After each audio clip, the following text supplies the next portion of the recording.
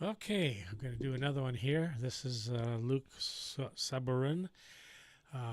He's a former Canada Border Service agent officer, and he has quite a story to tell. So I'll let Sam Cooper do the interview here, and let's get started.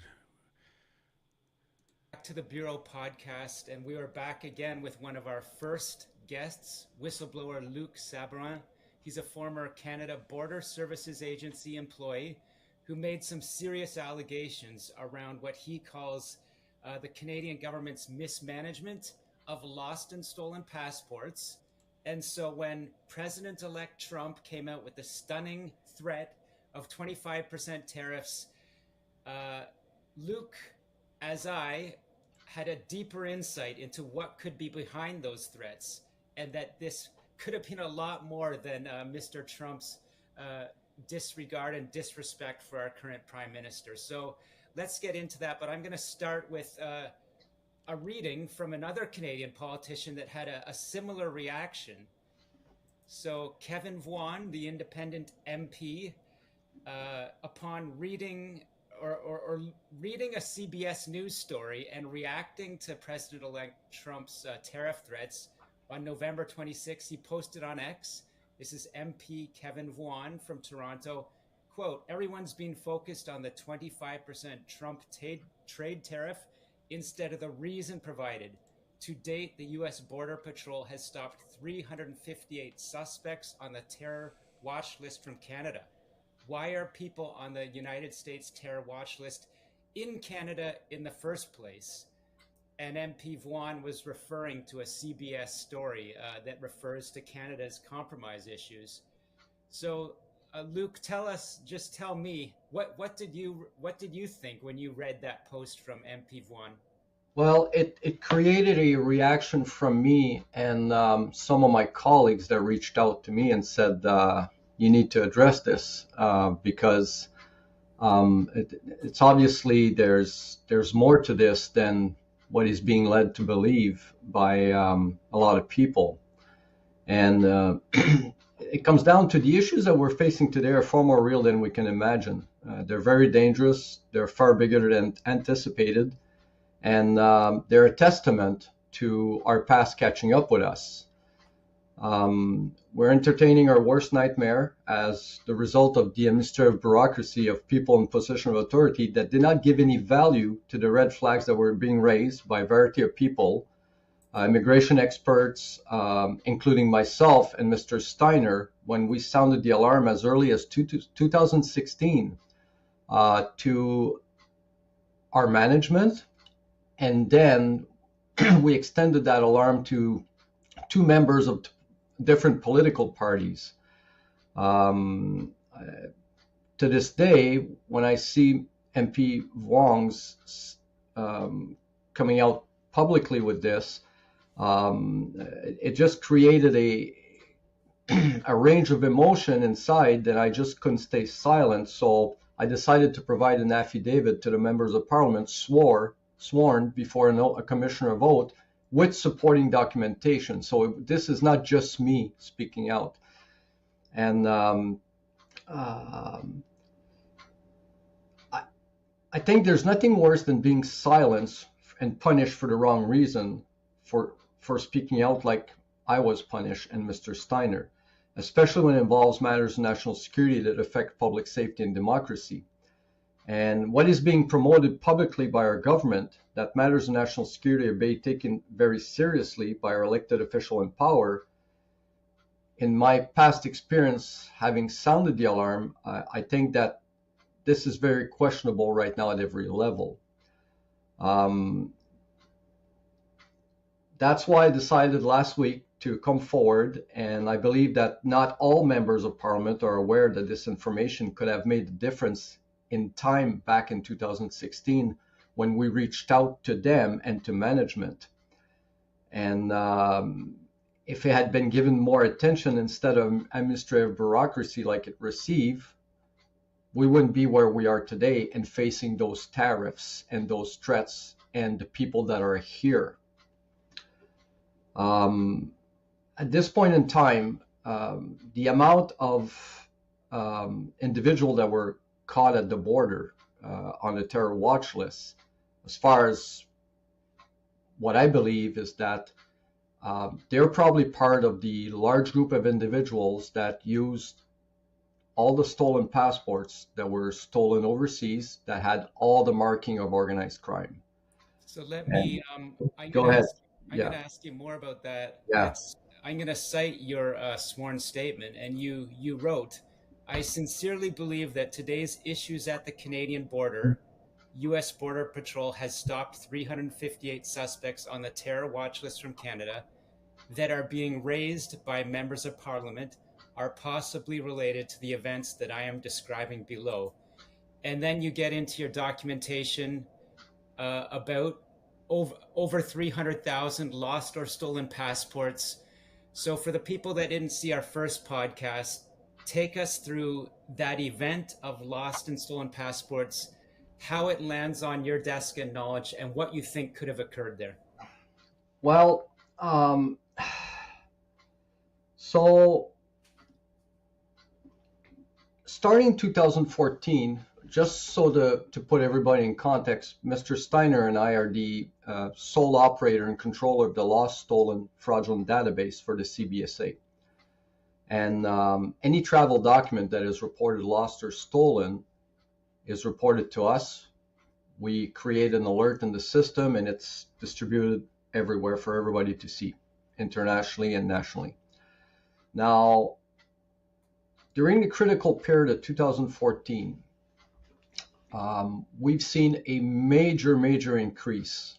We're talking thousands and thousands of theft, but it was targeted theft and had all the markings of organized crime. We're talking, I'm looking at my notes here, in May 2014, there was a one-time theft of 18,648 travel documents in one instance that were genuine documents ready to be personalized. So that means that if somebody has the technology to enter the information properly and personalize that passport, somebody's traveling with a valid passport, even though it's been improperly obtained. In July 2014, there was another targeted theft overseas of 44,960 passport. Same procedure, same MO, and we reported that to management. And in February 2015, within 6 months, there was a major catastrophic theft of 283,000 valid passport ready to be personalized. And in March, there was another 85,972 travel documents that were stolen overseas. In 3 cases, passports were stolen in Europe. And the last one, the passport were stolen outside of Europe. I can't go into detail for specific reasons, but the total of all of this was over 400,000. We came forward and we asked management to provide support to us because this was overwhelming and it was time critical. We received no support. In fact, as I described in my affidavit, the management that was there were the management that was involved with what I had reported previously, the destruction of foreign passport and the creation of false document database. And those were the same individuals that we were having issues with. And if anything, they continue adding more work to me and Mr. Steiner. And it was just causing delay.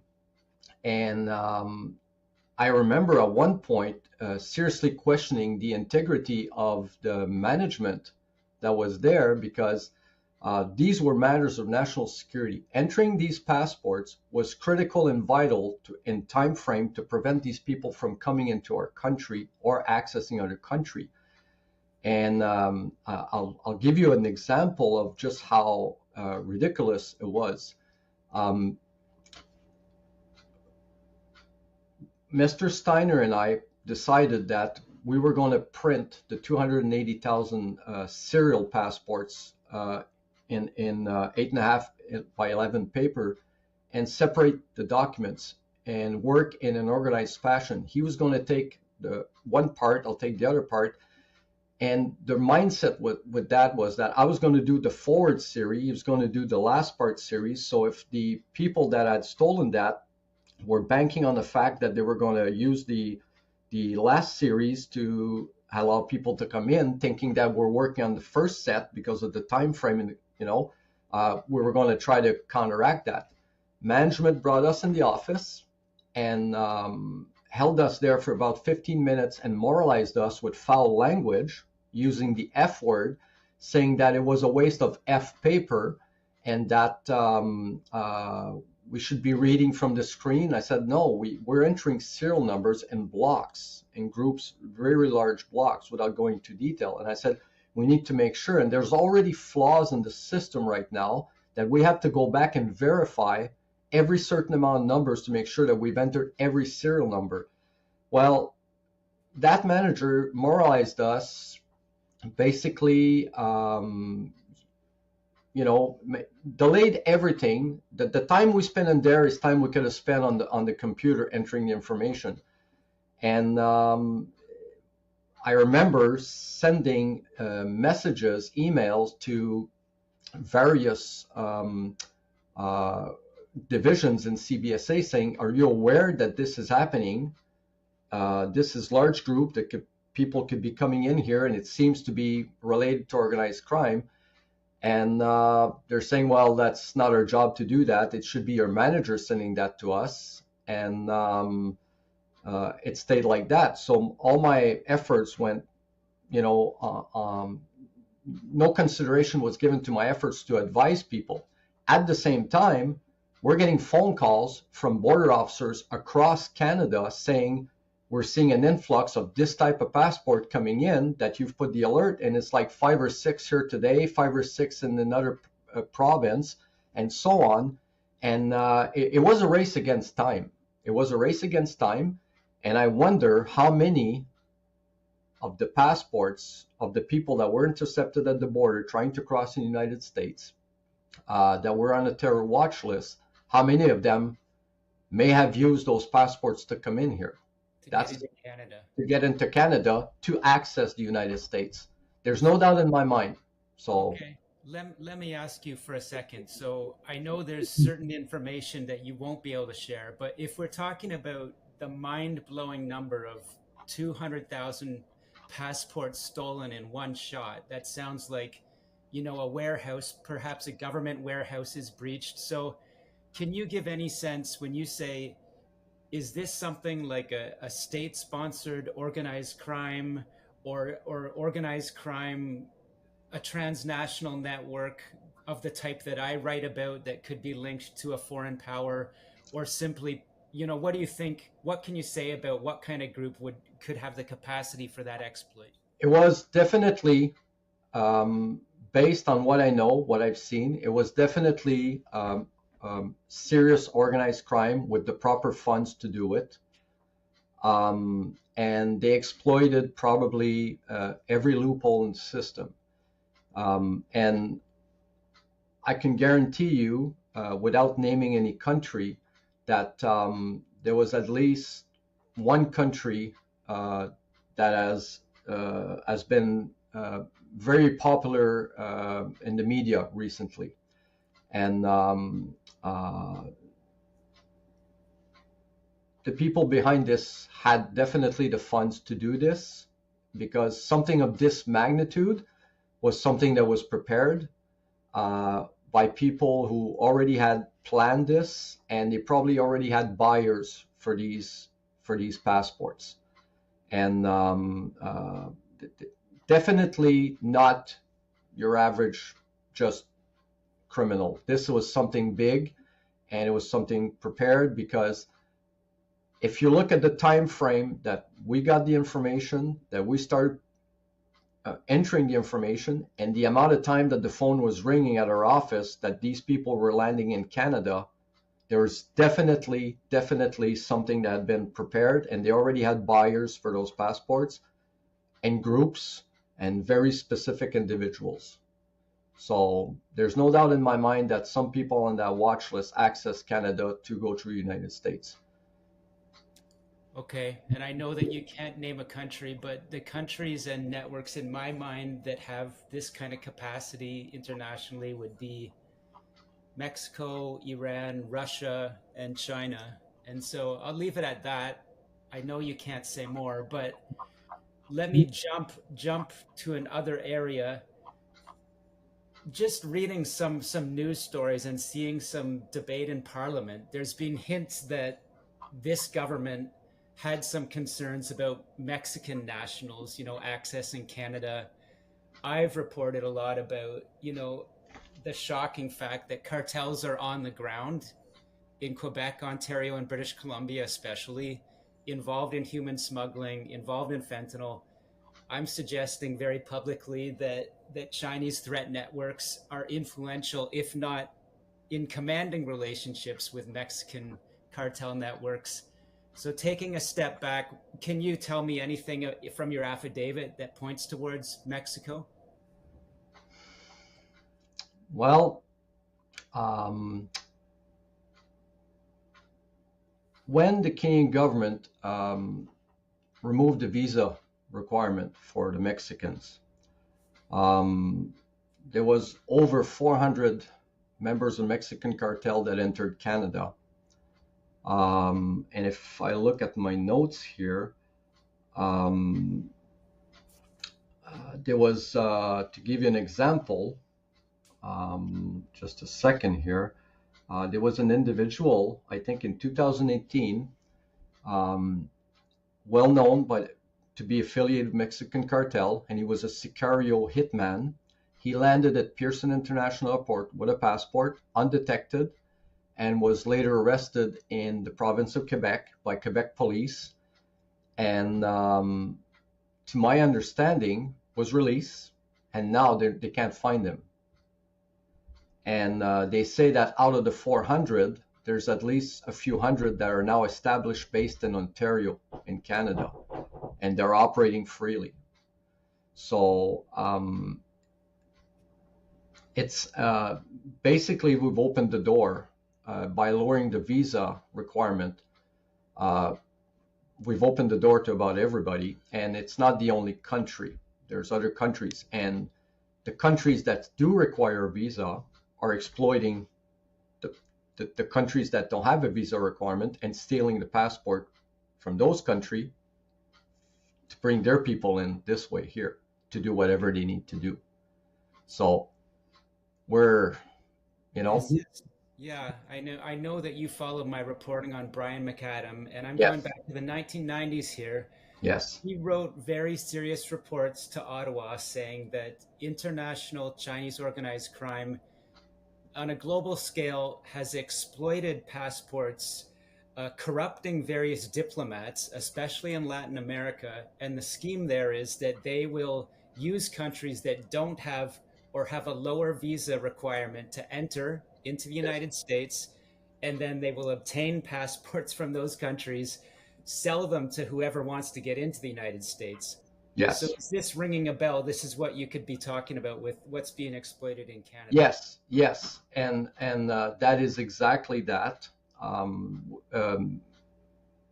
can tell you by experience, by speaking with other officers when I was employed, that they were definitely against the lowering of visas, and they've provided information to the management all the way to the Prime Minister's office, advising them that this was not something that should be done. And they provided a variety of example of what could happen, and the exploitation like you just described and I just described. And yet the lifting of visa was done, and we're entertaining probably our worst nightmares now. And if you take an example,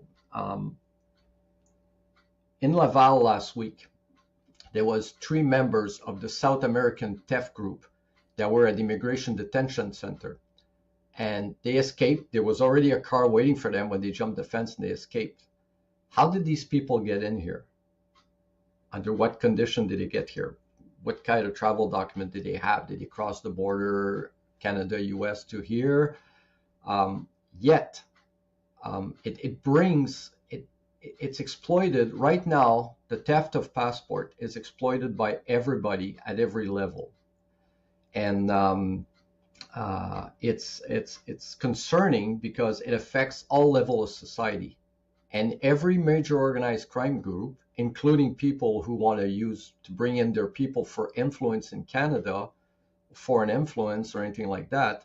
Well, the passport is the thing to do, right? And if I'm looking at this here,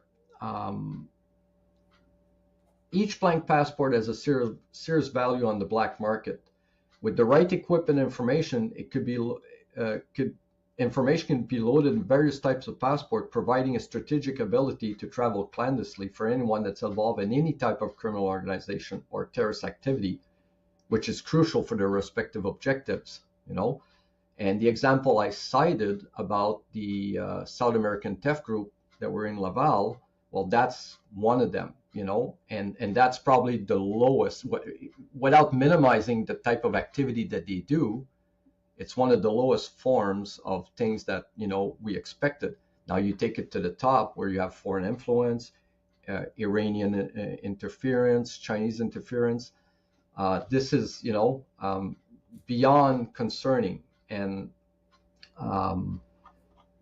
one of the things I think I reported was the fact that to the members of parliament that they weren't listening, they weren't paying attention to the magnitude of the problem in 2016 that we were facing, and that what was coming. You know, you should be concerned about those 400,000 passports that are still in circulation, and that nobody inside the agency seems to be giving the resource dedicated that we need to address this. And yet it sounds like I was talking to people in Parliament that already knew what was going on. So let me get your reaction again, because my understanding is you and Brian McAdam, obviously both responsible for Canada's immigration and border in much different positions, but one of the quotes that stood out from Mr. McAdam's 1993 report, which I obtained due to my relationship with Mr. McAdam before he passed away, the first page of the document said that an immigration control breach of unprecedented historic status had occurred in Hong Kong, enabling Chinese state-sponsored organized crime to have a massive exploit of Canada's visa system.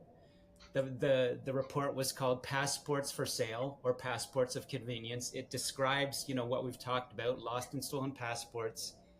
And pointing to Chinese transnational crime, Mr. McAdam wrote, if this exploit is detected and countered now, so this is the early 90s, the problem can be reversed. If it's ignored and let to grow, then Canadian society will be transformed by criminal networks in a way that makes Canada unrecognizable. So let me just, what's your reaction to what he said? I agree to everything he said. And if I can permit myself, everything that you've just said, that Mr. McAdam said, and the efforts that he put into to inform the people is everything that we did. Everything is similar to that, and we're now in 2024, and we're now facing our worst nightmares because nobody acted on it, and this is where we are. It's going to impact our way of life, our ability to feel safe, and our ability to be trusted by our allies everywhere. Right. So on that point, I know you have a view of what you witnessed within, you know, your arm of Canadian government. I have certain documentation where Mr. McAdam, of course, was in a different position as a foreign diplomat.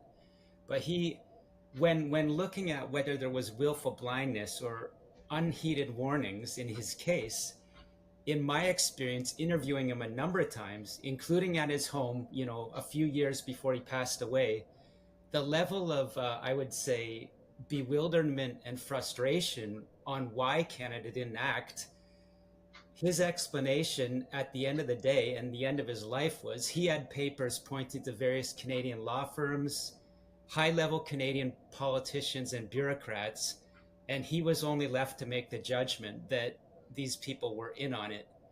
Obviously, a very sensitive, allegation and suspicion, and I'm being careful in the way that I handle it. But what do you think? I agree with him based on the level of threat and reprisal that I face by the management for speaking out. And I observe people in position of authority just basically ignore the alarms that I sounded all the way to the top, to the president's office, to the Minister of Public Safety. One is being reasonable by questioning these things. If people are in on it, and why are they allowing this to happen? And it's very, very concerning, to be honest with you.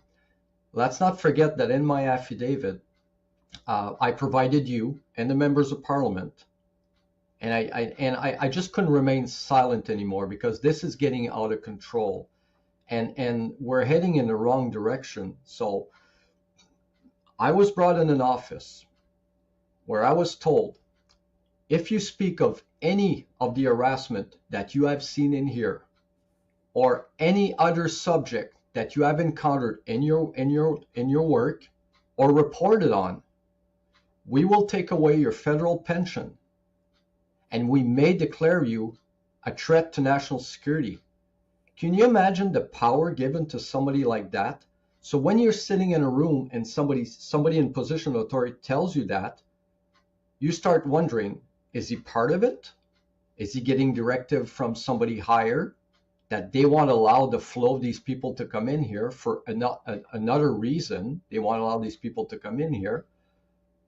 Or is anybody else, do I go to somebody higher and report it? And I did. And like Mr. McAdam, I faced obstruction at every level and administrative bureaucracy, and look at where we are today. So yes, we have to wonder if there's somebody else at the higher top that's permitting this to happen or wants this to happen to create an imbalance in our country, or we have isolated individuals that are on the take and allowing this to happen, and we are where we are today. But to threaten me to the level of threats with the supporting documentation that I gave the members of Parliament and everybody else, and nothing has happened to this day, I question seriously, and I would never go back to work for the federal government again. Never, not with this.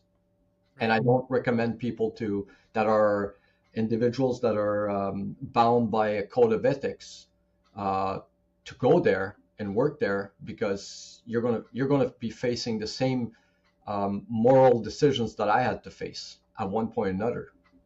In regards to why whistleblowers don't get action in Canada, some people have raised another possibility that this could be incompetence, naivety, and whatever the government of the day will crack down on anyone that's suggesting that their systems have failed, because if you have to acknowledge your systems have failed, that leads to loss of power, obviously, in Parliament.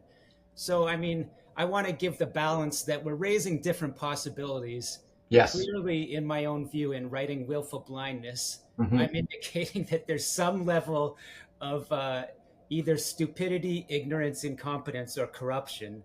So let's look at the incompetence and stupidity angle. I mean, could that be a big part of the problem? It could be. There's I will retake the word of someone that testified in Parliament on behalf of CBSA. I don't want to name any names, but he basically said that there was a clear disconnect between the management at CBSA and what goes on in the region. And the people at CBSA headquarters have no idea basically what goes on in the region. and they permit themselves to provide support. At the same time, the mindset at headquarters for operation is not the same as the people in the region. You have people in the region, they know what they have to do. They know that time is critical. They act on things. At headquarters, you have managers that will, I gave the information to my manager at, let's say, for the good of the cause, 9 o'clock. And while she had to go for a coffee with her friends at 9:15, came back at 10, and had something else to do, and maybe by 12 she's going to address it, So that this could be lack of knowledge and competence. But at the same time, if they're a manager and at a salary of close to $100,000 and more, you think that if they're placed in an operational environment in a secure area like I was, that's very limited and only a very selective few people have these jobs that nobody knows about, you'd think that she would realize the importance of acting right away. So we could say this is probably part of the problem, but at the same time, as I explained earlier, the amount of retaliation and threats that I receive for exposing valid, legitimate concern with supporting documentation and nothing was done that was threatened, you got to wonder if somebody on the inside or more than one people are involved in allowing this to happen with intentions. Right. Okay. So to underline, just so we're safe and no one is suggesting that I'm being unfair or you're being unfair. Consequence 2, we have a manager that goes out for a coffee in a 2-hour window while someone with a stolen passport, potentially a terrorist or a narco, is landing in Pierre Trudeau Airport or Pearson or Vancouver Airport. So that's a possibility. Yeah. And you ask that messages are sent, and I want to add to this because this is very important for your viewers to know, and everybody, and even our members of parliament that we don't always have access to, right? So you report this, and your manager's not there. You take the decision to be proactive, and you send the message out. I did that, and it was met with, "Why are you sending this? You're just a junior officer, should be your manager, and we're questioning that other people should know about this." They're relying on the belief that other people should know about this without verifying. I said, well, I'm sending the alarm because there's only 2 of us that received this message, so we need to inform the ports that this is coming, And the focus was more on trying to find ways to moralize us and discipline us, that we've bothered them in the course of their duties by sending them this email and asking something to be sent out urgently. And one person actually said, "I think you're blowing this out of proportion." I said, "No, I'm not." I said, "We have 80,000 passports that are in the wrong hands right now." And I said, "Has anybody forgot about September 11th?" And I said that. And I was brought in the office, and I was told that if I ever say something like that again to someone in position of authority, that it could be considered insubordination. I said, well, sometimes you have to rattle the cage some people, because if they're sitting behind a desk and they take this like, this is just another piece of paper, I'm very sorry, that's not the way that works. So very frustrating. No, I hear you. So let's end with this. I mean, thoughts in my mind, just because I have in my own area a lot of insight, and I hear the messaging from Ottawa, in regards to Trump. No one likes to hear disrespectful statements about Canada coming from a foreign, the most powerful leader. Whether they're directed at our sitting prime minister or Canada is open to debate. But what I do hear from Ottawa is a minimization of the US government's concerns about Canada's vulnerability. People saying, "Oh, we're not responsible for fentanyl," or, why would they threaten us at the same level of Mexico? And I mean, your reaction, I think we're in the position where Canadians are now facing the possibility that 25% or more is taken out of our economy, essentially, if we don't smarten up. And I'm saying that there actually are some deep concerns there. And clearly, I'm on the record because I wrote a book about it in 2021, pointing to Vancouver with a graphic of a bunch of fentanyl pills flowing around the world with the United States below us. So maybe I'll end like this. I'm going to read Mr. Vaughan's quote once more and get your final thoughts that you think Canadians should be thinking. So he tweeted, "Everyone's been focused on the 25% Trump trade tariff instead of the reason. To date, the U.S. Border Patrol has stopped 358 suspects of terror on the watch list from Canada. Why are people on the U.S. terror watch list in Canada in the first place?" And you're saying almost certainly that relates to those lost and stolen passports that you flagged. Let me end this on my notes that I prepared for this. On a final note, on my 14 years at the CBSA, I've seen more issues and security concerns that have occurred during my time as a federal employee in the operational environment that to this date, I still have issues sleeping at night. I worry about the fact that our members of parliament and senators are still not grasping the full extent of the national security and accountability issue within government departments and agencies. And what's happening today is a direct result of not listening to us and the alarm that we sounded in the past. And until they start listening to us and they sit down with people like me and other professionals to address the issues that we have, it's going to get worse. It's going to get worse. Make no mistake about it. And I can assure you that there are things that are happening that will continue to happen regardless of the next government in power that we have at a later date when there's an election.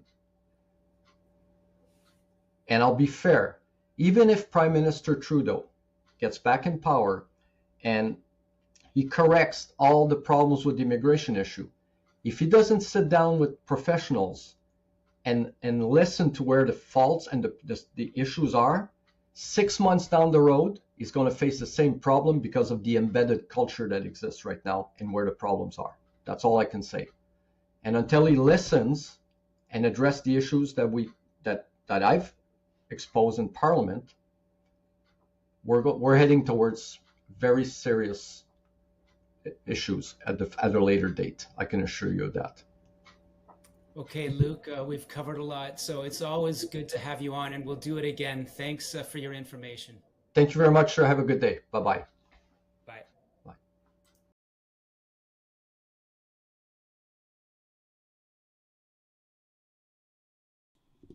Well, boy, that is horrendous what's going on. Oh, well, I don't know what to say. Just share that if you would and get the word out, because Canada is the people. We are in real deep trouble. That's it for tonight. I'm going to shut the stream off. Everybody,